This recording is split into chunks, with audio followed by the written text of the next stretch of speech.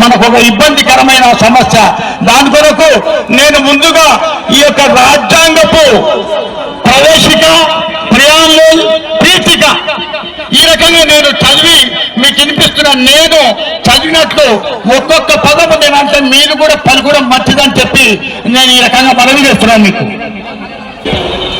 భారతదేశ ప్రజలమైన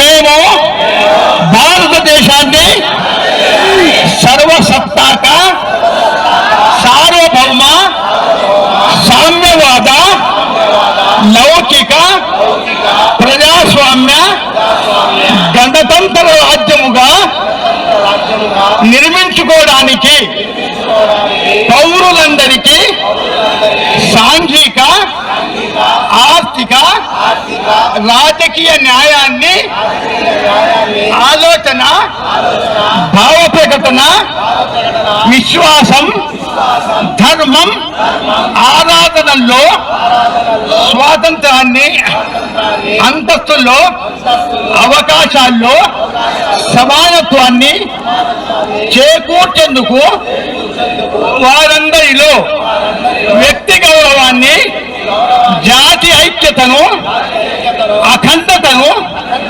తప్పగా సంరక్షిస్తూ సౌభ్రాతృత్వాన్ని పెంపొందించేందుకు సత్యనిష్టపూర్వకంగా తీర్మానించుకొని 26 నవంబర్ 1949 మన రాజ్యాంగ పరిషత్తులో పరిగ్రహించి శాసనంగా రూపొందించుకున్న ఈ రాజ్యాంగాన్ని మాకు మేము సమర్పించుకున్నాం.